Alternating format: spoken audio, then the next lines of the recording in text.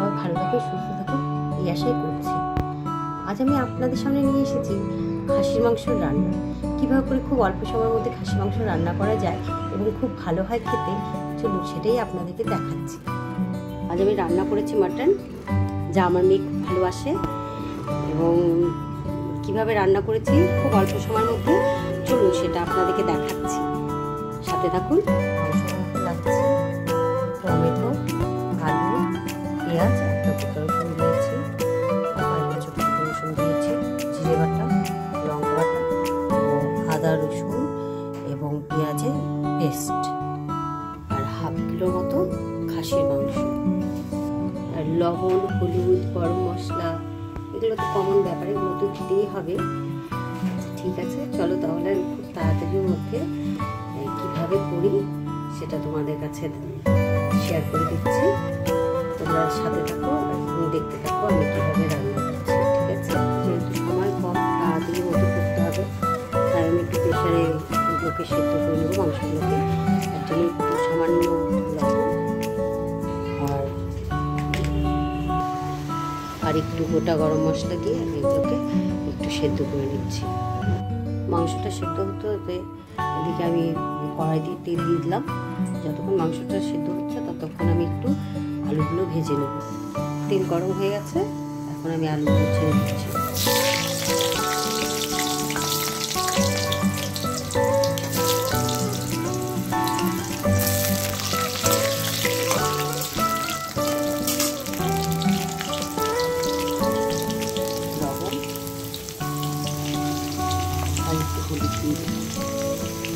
ভাজার জন্য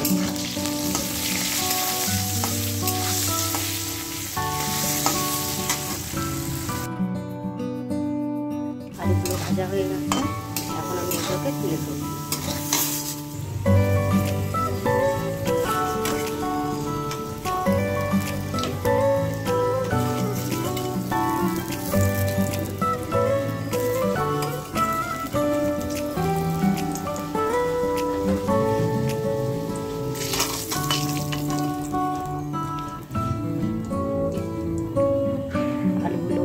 ফেললাম। এখন এদিকে দেখা যাক মাংসও সেদ্ধ হয়ে গেছে।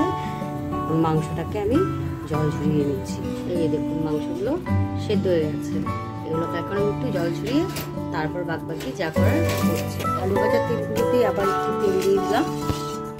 তেলটা গরম হলেই তারপর আমি মাংস রান্না শুরু করে দেবো।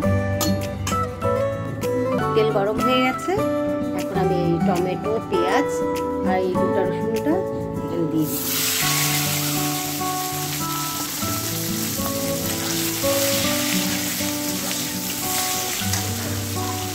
আর তেজপাতা দুটো, আর এই 4-5খানা গোটা গোলমরিচ দিতে হবে।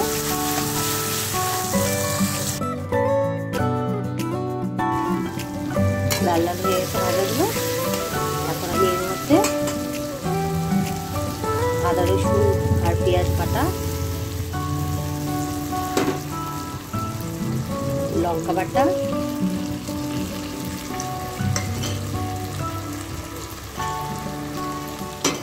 এবং বড় চামচের 1 চামচ জিরে বাটা দিয়ে দিলাম।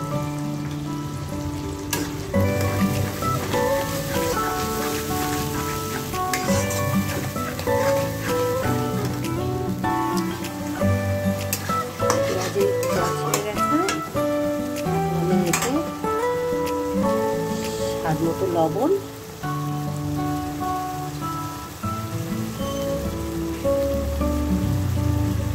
এবং হলুদ দিয়ে দিচ্ছি।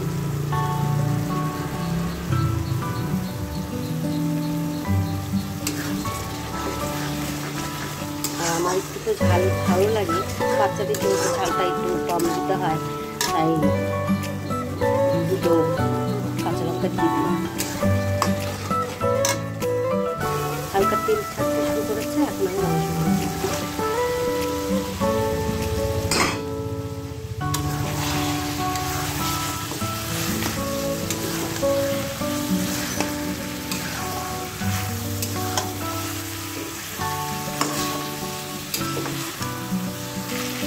কিছুক্ষণের জন্য ঢাকনা দিয়ে মাছ করিয়ে এটাকে সেদ্ধ হতে দিলাম।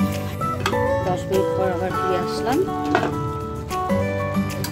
সুন্দর জল ছেড়েও গেছে আর অনেকটা নরমও হয়ে গেছে। আগে একটু প্রেশারে একটু নরম করে নিয়েছিলাম, 1 সিটি মেরেছি, বেশি না।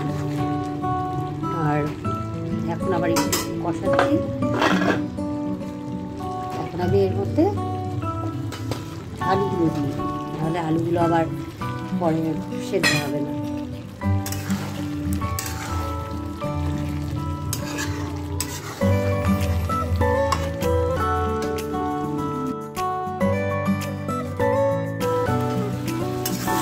তেল হয়ে দিয়েছে।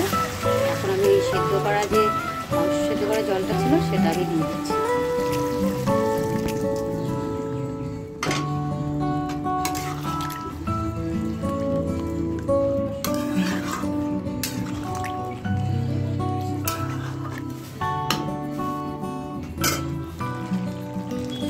হয়ে গেছে আমার মাংস রান্না। এখন আমি এতে একটু গরম মশলা দিয়ে দিচ্ছি। গরম মশলা দিলেই কমপ্লিট আমার রান্না।